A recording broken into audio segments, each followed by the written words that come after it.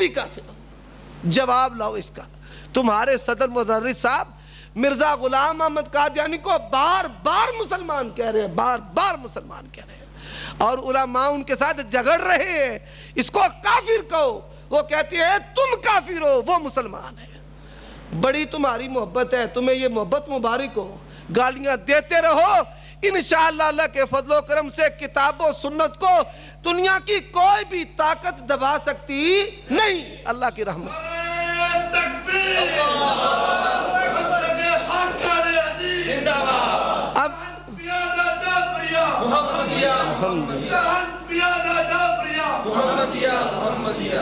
اب آپ کو ایک بڑی اور علمی اور تاریخی بات بتاتا ہوں، یہ باتیں اپنی کر کے میں انشاءاللہ اپنی بات کو ختم کرتا ہوں۔ یہ کچھ حوالے ہیں مختصر میں دیتا ہوں، یہ پھکی ہے، نشتر اور اپریشن نہیں ہے، یہ پھکی ہے آج کی۔ مرزا غلام احمد قادیانی نے ایک کتاب لکھی، اسلامی اصول کی فلسفی، یہ روحانی خزائن میں ہے، اسلامی اصول کی فلسفی۔ اس میں دیکھیں، جس میں اسلامی اصول کی فلسفی لکھا ہوا ہے وہ کتاب مجھے دے دیں جی۔ اسلامی اصول کی فلسفی یہ مرزا غلام احمد قادیانی کی کتاب ہے، اور یہاں احکام اسلام عقل کی نظر میں اشرف علی تھانوی صاحب کی کتاب پڑھی ہوئی ہے۔ یہ کتاب ہے احکام اسلام عقل کی نظر میں۔ آپ سنتے جاؤ اللہ کے فضل و کرم سے، یہ پھکیاج، یہ تمہاری جو نا نیندریں انشاءاللہ، نیندیں اور نیندریں بھی ختم ہو جائیں گے اللہ کی رحمت سے۔ یہ اسلامی اصول کی فلسفی ہے، روحانی خزائن کی 10ویں جلد ہے۔ یہ کتاب ہے اشرف علی تھانوی صاحب جو ارکان دیوبند، 5 ارکان دیوبند ہیں ان میں سے ایک ہیں۔ تو یہ کتاب انہوں نے ساری کی ساری کتاب مرزا غلام احمد قادیانی کی کتاب کی نقل مار کے لکھ دی ہے۔ یہ مرزا کی کتاب ہے اور یہ اشرف علی تھانوی صاحب کی کتاب ہے۔ آپ عبارات اور مضمون ملاتے جائیں، عبارات مرزا غلام احمد قادیانی کی اور نام مولانا اشرف علی تھانوی صاحب۔ یہ صفحہ نمبر 338 پہ مرزا غلام احمد قادیانی نے ایک عبارت لکھی ہے، وہ عبارت بعین ہی انہوں نے اپنی کتاب کے صفحہ نمبر 204 پر مولانا اشرف علی تھانوی صاحب دیوبندی بڑے بڑے عالم ہیں، بڑے فاضل ہیں، بڑے پہنچے ہیں، اتنے پہنچے ہیں کہ مرزا کی عبارت اپنی نام سے چھپوا کر مارکیٹ میں اوے کر دی ہے، اور یہ عبارت کس کی ہے؟ مرزا غلام احمد قادیانی کی ہے۔ مرزا غلام احمد قادیانی نے کیا لکھا ہے؟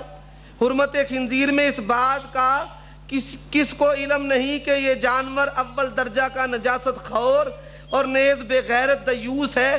اب اس کے حرام ہونے کی وجہ ظاہر ہے کہ قانون قدرت یہی چاہتا ہے، ایسے پلید اور بد جانور کے گوشت کا اثر بھی بدن اور روح پر پلید ہی ہو، کیونکہ ہم ثابت کر چکے ہیں کہ غذاؤں کا بھی انسان کی روح پر ضرور اثر ہوتا ہے، بس اس میں کیا شک ہے، ایسے بد کا اثر بھی بد ہی پڑے، جیسا کہ یونانی طبیبوں نے اسلام سے پہلے ہی یہ رائے ظاہر کی ہے۔ اس جانور کا گوشت بالخاصیت حیا کی قوت کو کم کرتا ہے اور دیوسی کو بڑھاتا ہے۔ اب کوئی شخص کھڑا ہو جائے، یہی عبارت یہاں پر ہے اور یہی عبارت اشرف علی تھانوی صاحب کی کتاب پر موجود ہے۔ اب یہ پہلی بات۔ دوسری بات، یہاں پر ایک کتاب ہے خطبات حکیم الاسلام، اس کی یہ پہلی جلد ہے جی، 7ویں جلد بھی یہاں پر پڑھی ہوئی ہے خطبات حکیم الاسلام کی جی، جزاکم اللہ، اور روحانی خزائن کی 6ٹھی جلد دے دیں۔ آج ان کی قابلیت کے راز یہاں پر فاش ہونے والے ہیں اور ہو رہے ہیں۔ مرزا غلام احمد قادیانی نے لکھا ہے، صحیح بخاری میں آتا ہے کہ جب آخری زمانہ میں مہدی آئے گا تو آسمان سے آواز آئے گی، ھذا خلیفۃ اللہ مہدی، ھذا خلیفۃ اللہ مہدی۔ یہ حدیث سب سے پہلے لکھنے والا مرزا غلام احمد قادیانی ہے، اور پورے ذخیرہ حدیث میں یہ بات موجود نہیں، نہ صحیح ہے نہ ضعیف ہے، نہ موضوع جو جھوٹی روایات کی کتابیں ہیں ان میں موجود ہے۔ اب مرزا جی جی یہ جو جھوٹ بولا ہے صحیح بخاری پر بھی. اب یہی جو بات ہے یہ دیوبندیوں کے بڑے شیخ اجل عالم محمد طیب قاسمی، ان کی کتاب ہے خطبات حکیم الاسلام. یہ حکیم الاسلام صاحب جو ہیں یہ اپنی کتاب کے صفحہ نمبر 430 پر مرزا غلام محمد قادیانی کی اسی عبارت کو نقل کرتے ہیں. کہتے ہیں جو مرزا غلام محمد قادیانی نے لکھا ہے وہ یہ لکھ رہے ہیں. اسی کے بارے میں وہ روایت ہے جو صحیح بخاری میں ہے، ایک آواز بھی غیب سے ظاہر ہوگی، ھذا خلیفۃ اللہ المہدی.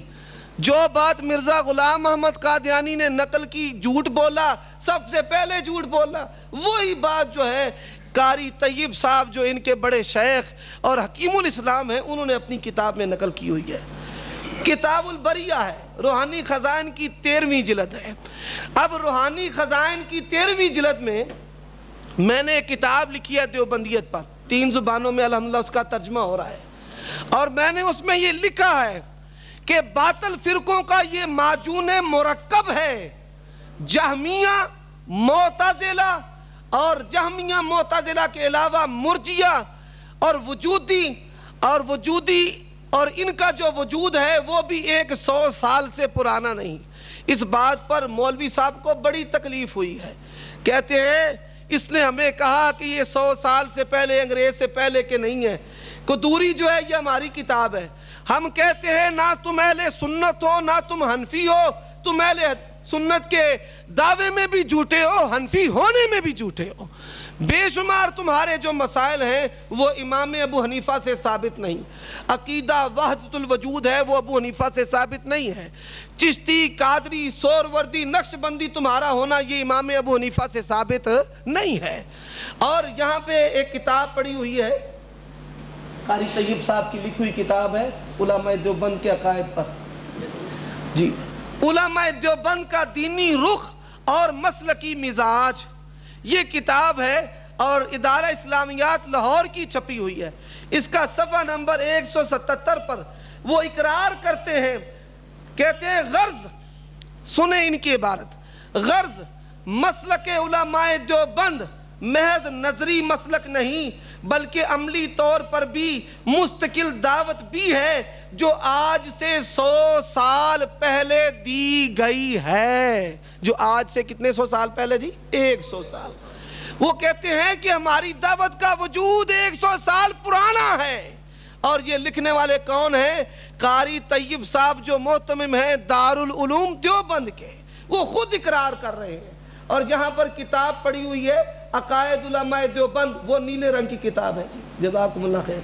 یہ عقائد علماء دیوبند یہ کتاب ہے دیوبندیوں کی سب سے پہلے بر صغیر میں لکھے جانے والی.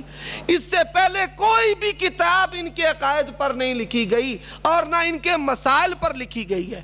اہل حدیث کے عقائد پر اللہ کا قرآن ہے، محمد الرسول اللہ کا فرمان ہے. اہل حدیث کے عقائد پر کتاب التوحید امام ابن خزیمہ نے لکھی ہے. اہل حدیث کے عقائد پر عقیدہ طحاویہ ہے امام ابن عبد السلام ابن ابی العز الحنفی کا. اہل حدیث کے عقائد پر اعتقاد اہل سنت والجماعت امام بہقی کی ہے. کتاب العلوم امام ذہبی کی 7ویں صدی کی کتاب ہے. الشریعہ امام ماجری کی 4ویں صدی کی کتاب ہے.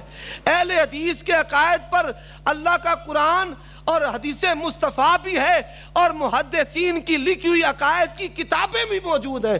لیکن دیوبندیوں کے عقائد کی کتابیں آپ کو اس سے پہلے اس بر صغیر میں ملیں گی نہیں. یہ سب سے پہلے. اب ان کا اختلاف ہے، وہ کہتے ہیں تم دیوبندی ہو، وہ کہتے ہیں نہیں یہ دیوبندی نہیں، یہ دیوبندی ہے.